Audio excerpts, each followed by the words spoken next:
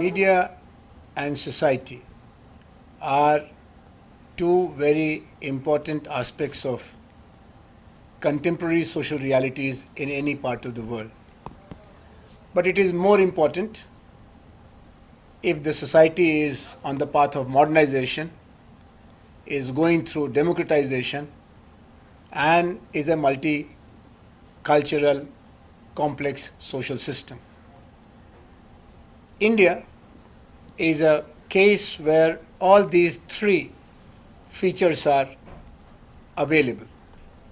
As we are engaged in modernization, we are a democracy in the making, and we are a multicultural society with many languages, many communities, many faith systems, many customs, and of course, multiple media culture, because right from print media to internet, we have all forms of media system developing in our country, along with the information revolution as it has been inaugurated since the beginning of this century.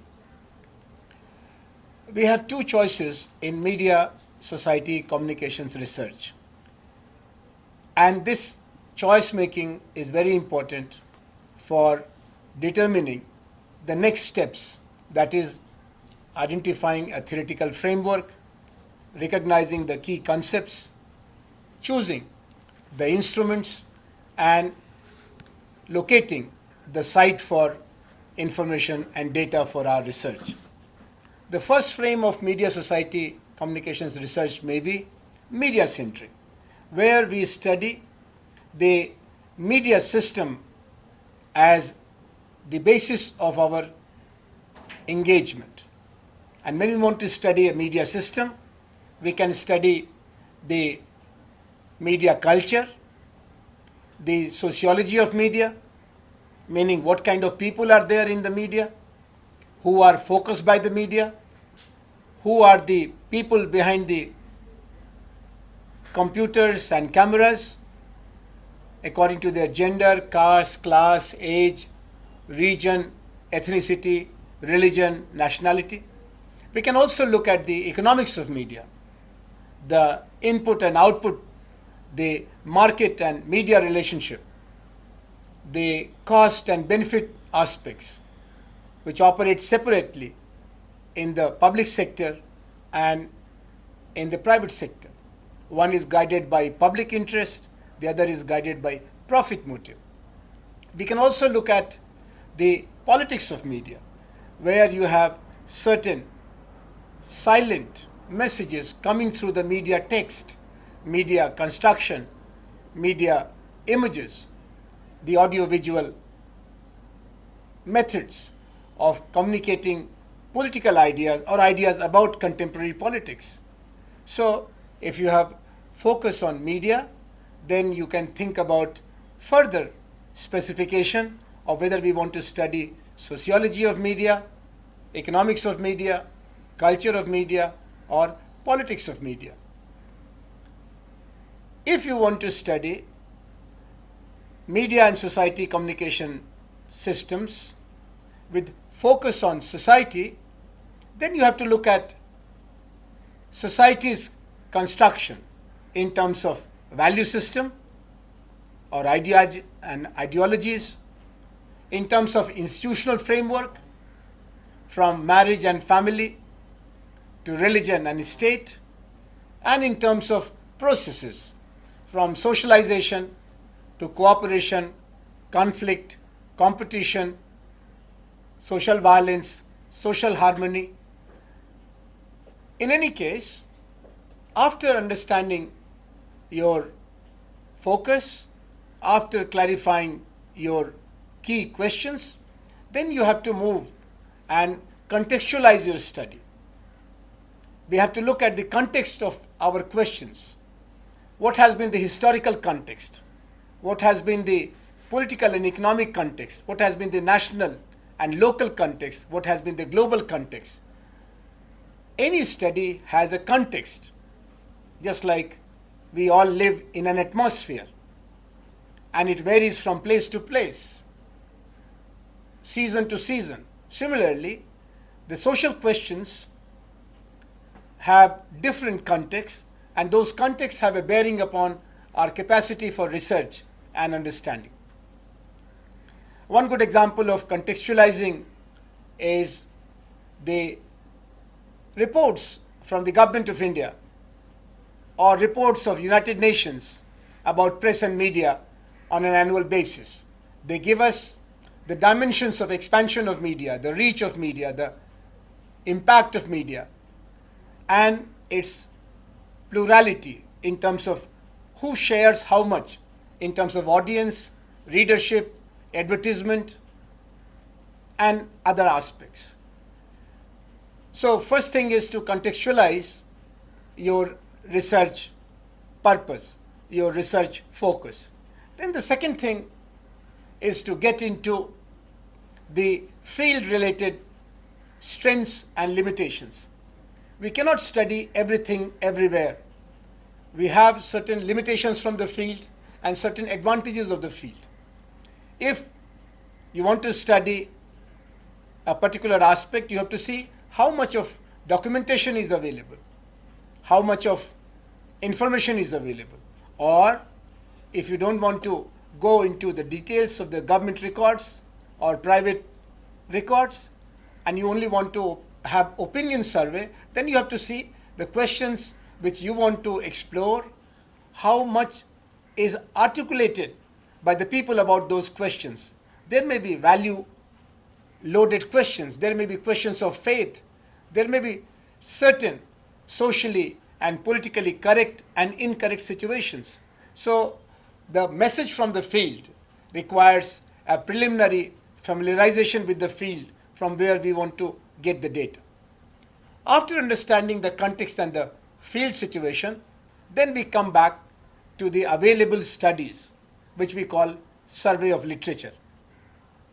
Unless it is some kind of an exceptionally new situation, for example, social media or internet-based communication, which is a very recent phenomena, not more than 10 years old for most of us in India and South Asia, there will be always possibility of some pre-existing analysis, some pre-existing material, and that is very important step so that you don't get trapped into reinventing the wheel, meaning studying problems which are already explored and repeating what has been already reported. It will be a waste of your time, and it will be also a kind of methodological mistake not to have a survey of relevant literature. This literature could be of both kinds, through primary sources, means government reports, company reports, and it could be also secondary basis, where you have pre-existing surveys, analyzed, similar research projects undertaken. Sometimes it may not be available with reference to your area of study, meaning your district, your province, your country, but it may be available, same question, similar theoretical framework, and similar research strategy in another context, and that will give you a chance of a comparative view of the available information regarding your research questions. After surveying the available literature, you can easily identify the mistakes or the gaps and the wisdom which has been created by the pre-existing literature. You have both plus and minus situation. You already have certain lessons from the pre-existing material, the scholarly work, and you also have certain obvious gaps which are clear after surveying the existing literature. So it gives us an advantage of knowing the field yourself and as it has been perceived by the others. And you also see what are the obvious requirements of any new initiative. Same old question can have new answers provided you have new sources of information or new technique of data gathering. So both technique-wise and field visit strategy-wise, survey of literature makes you more informed, more empowered. After survey of literature, then you have to decide what is going to be your basic research questionnaire or question set as it is guided by your research objectives. It's like deciding what you want to get from the market, is like determining what are the places you want to visit in a particular city or a village which you are visiting for the first time. Once your objects are clear, then you know what you don't want to do or what you don't have to do. A good research is not only based upon what is to be done, it is also guided by what is not to be done, so that there is clarity in questioning, there is specificity in getting the figures and facts correct, and there is no diversion, there is no deviation, there is no obfuscation of your purpose and your objects. After we have decided the research questions, then we have to identify who are the sources of information for us, meaning from where I will get the objective responses. And it could be individuals, it could be institutions, it could be groups, it could be simple field itself. Here, the nature of the field and the nature of research questions together determine our research methods. The research methods are the way, the instruments, the techniques put together create what we call research methods. They could be effective research methods, they could be ineffective research methods. And this is again determined by pre-existing experience. People have used a variety of research methods to study your kind of research problem, and you have to see whose methods were more effective and whose methods were basically minimalist in terms of results and in terms of finding the truth which was the purpose of the research. These are days of multidisciplinary research strategies, meaning utilization of a combination of techniques used in various social sciences as well as literary studies. Social sciences have recognized that interdisciplinary research strategies are much more in-depth. They are giving us much more meaningful material for observation and analysis, and therefore a judicious combination of research techniques of sociology, history, economics, political science, social psychology will always be much better than just one-dimensional research method system where we follow only one branch of social sciences. And often it is also very useful to have some feedback from the literature, creative literature, because these days literature is also becoming a very important source of ideas and information, concepts and categories for social scientists. And therefore, we do have useful engagement with literature, novels, stories, poetry, in areas where much objective material or secondary material or pre-existing social scientific studies are not there. So, in determining our research methods, we have to have an awareness of interdisciplinary possibilities as well as engagement with imaginative writers and authors who have used power of imagination through creative art forms, particularly novel, story, play, poetry, etc. After we have decided the methodology and methods, then we have to see the time and resource management. Any research can be done in many ways in terms of time and resource management. These are days of rapid responses. People are interested in finding the facts There's no doubt about it. But they're not interested in finding the facts through methods which take too much of time. Now, this time dimension of any research is always a subjective question. How much time is enough for studying a particular problem? These are times of qualitative and quantitative research combination, and these are also times of use of computers in social science studies. Therefore, the previous requirement of time has been reduced substantially with the technological inputs coming from computer-based softwares and new uses of computation methods and data analysis methods. There is also possibility of documentation through audio-visual techniques which were earlier not available. And as they say, one picture is more communicating than 1,000 words. So the combination of various strategies and various techniques has become the challenge for social scientists in studying media society communications situations in these times. The old methods are still very useful. They require surveys through questionnaires and schedules. They require sampling. Now, in case of old methods, we have to recognize that the selection of sample is always the basis for a sound analysis. In cases of a homogeneous situation, we don't need very large sample size.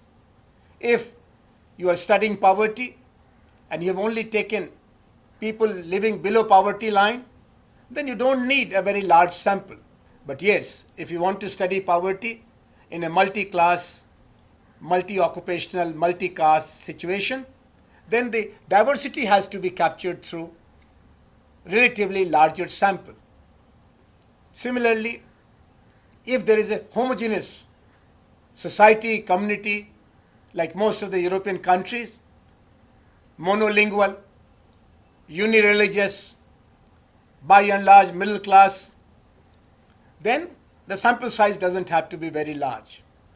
But if you're trying to study a country like India or Indonesia, where you have a very great diversity in terms of economic, social, cultural, and political indicators, then your samples has to be larger than those situations where there is too much of uniformity or quite a bit of homogeneity in social order. It's like trying to study a pot of rice versus studying a pot of khichdi where there are many grains, and therefore you have to have representation of all the grains, whereas in the previous situation you can just take a few grains of rice because all of them are of similar kind. Finally, when you are managing your time, you have to have enough of, just like money, you have to have enough of saved time, because when you visit the field, there are many unexpected factors waiting for you. Local disturbances, breakdown of your communication with the community, your own time management strategy. And therefore, it's always useful to have a strategy where you have a pre-research visit of the field for familiarization, a major part dedicated for the essential core part of the field work, and some time left for a second visit for last minute eventualities and contingencies, so that if there is something which has erupted all of a sudden out of your collected data which requires cross-checking, or you find certain parts missing which were not covered in your original strategy and they are relevant to be covered, then you must have enough time to be there again to make up for the gaps and present a study which is without any loopholes. Now the time comes for data analysis. Data analysis is something which is the essential part of research activity, because data has to be speaking for itself, and that voice from the data, voice from the facts can come only when we have a proper data analysis system. These are the days of computer supported fact analysis, and it will be always wise to have an idea of availability of the variety of softwares for data analysis stage. A computer friendly strategy will maximize our capacity to bring the message from the field for the people who are interested in our findings. So there's always a requirement of pre-testing of the instruments. This pre-testing requires your engagement with the field in a representative manner, so that if you have a diversity in your sampling, each component of the diversity are represented during the pre-testing. And maybe that the pre-testing suggests you to have multiple strategies. Most of the research today is guided by a strategy where you have the possibility of qualitative as well as quantitative data combination.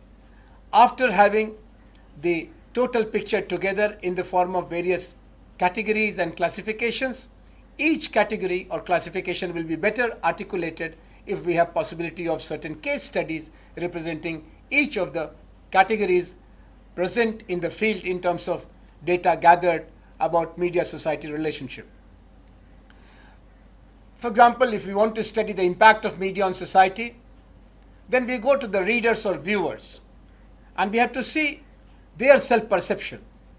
Maybe that their self-perception is not accurate because they are not accounting for multiple factor situation, and they are putting all the responsibilities on the media.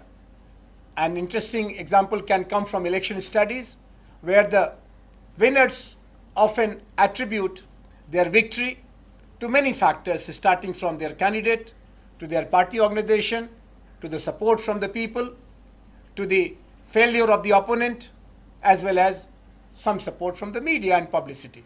But often the losers are found to be blaming the media factor.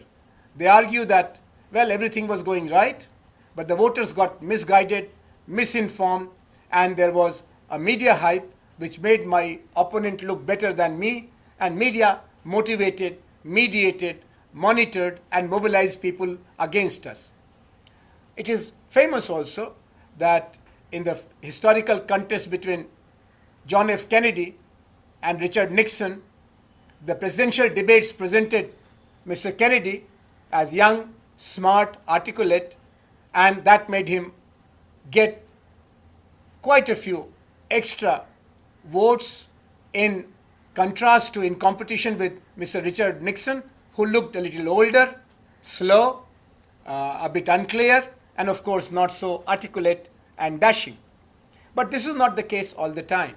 So just going by the impression of the respondents will not be a good strategy. We'll have to cross-check about the other factors. Most of the factors may be visible, but many of the factors may be hidden. Now, how to get to the hidden factors? You cannot get the hidden factors by asking people, because even they are probably not aware. Then you have to go by inference. How to get to the factors which are only available through inference? As I said, you need to look at the context, you need to look at the secondary sources, you need to look at the other methods which are what you call observation-based methods and not so much of conversation-based methods. Because the conversation-based methods apply meaningfully only where there is not too much of subjectivity and too much of diversity. Observation-based methods will be relevant in those situations where there are many perspectives, there are many angles to the same reality. There is highly contested ground reality. Today, we do see that media studies are often commissioned to look at the capacity of media to motivate people about positive values. It is very interesting that whether it is the democratic values or projects of social justice or creating social unity and harmony, we do look at media as a very important platform. And it's partly correct also. But media alone cannot be taken for the responsibilities, because there are other aspects also which make the social reality: the class situation, the caste situation, the historical trajectories and fractures, and of course the ideological situation.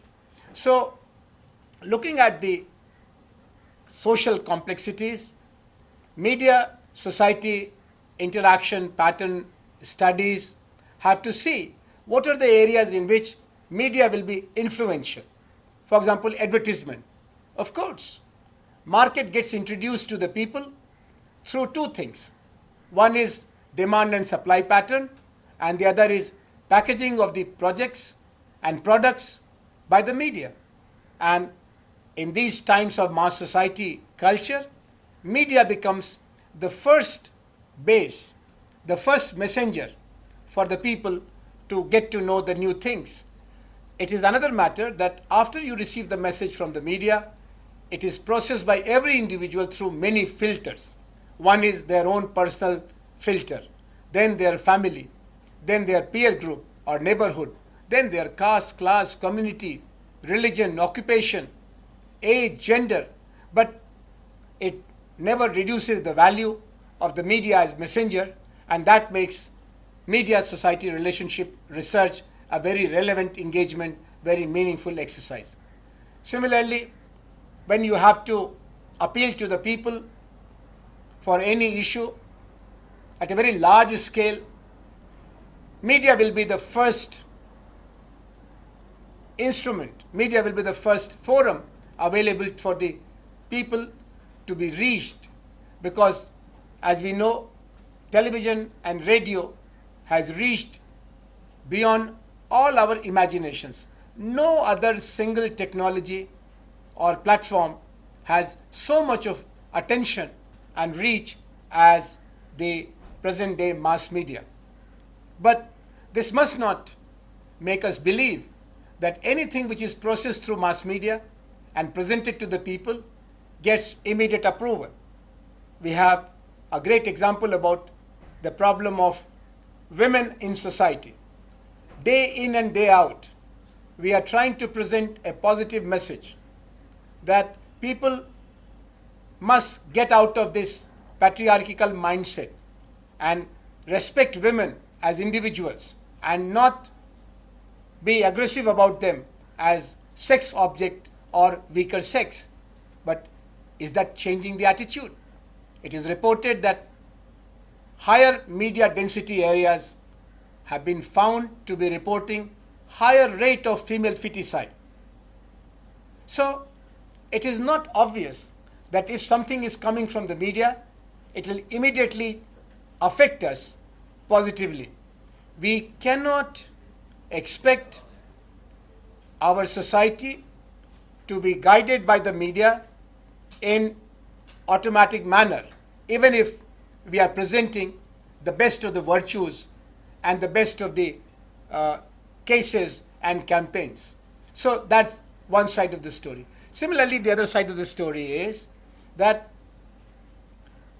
society cannot influence the media beyond a certain level and limit.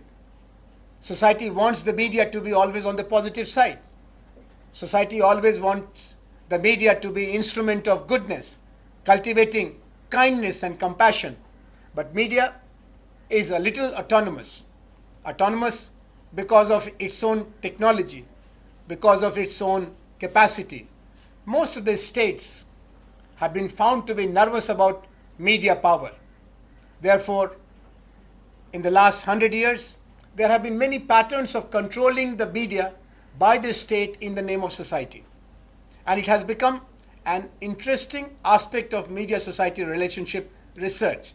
How can society guide and monitor and maintain a certain level of engagement with the media system so that the negative influences, the promotion of consumerism, the promotion of greed may be prevented.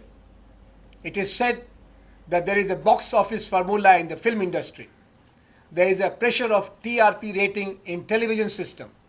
There is an issue of readership expansion and advertisement in print media. And these are all facts of media culture. A media system has to be viable, has to be legitimate, and has to be interesting. And in a free media society where there is freedom of expression, there is always this pressure of the competitor. In case of a competitive culture, media develops its own grammar, which is often at variance with the state and the laws of the land. We have this often reflected in cases of film industry where there is problem of vulgarity, violence, and obscenity. And this has been managed by creating several layers of viewership through some kind of semi-governmental system of censorship. And that creates another logic of media society communication relationship. Similarly, in the television industry, there is a self-appointed reference and evaluation committee by the profession's representatives, companies' representatives themselves.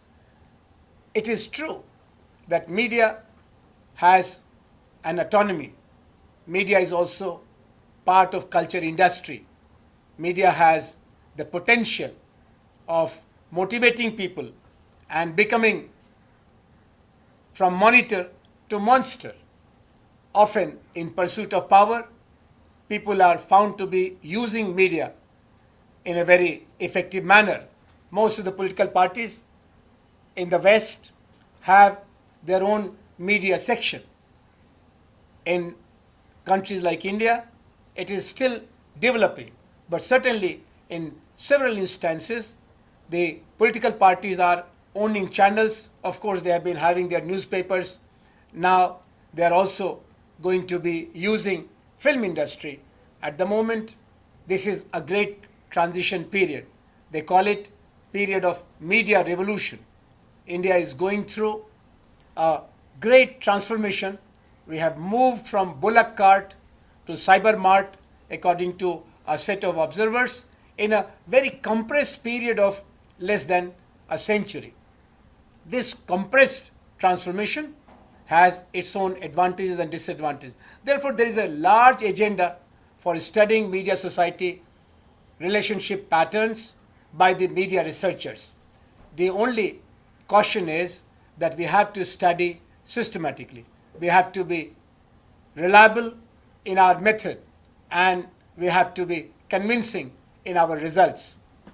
It is one of the growing areas in the field of social science studies, and I hope that the last few minutes which you gave to observe this presentation will give you enough clarity for strategizing your next engagement as a researcher in the field of media and society. And now it will be very relevant if you have some questions or observations to make this discussion more engaging and participatory. Thank you.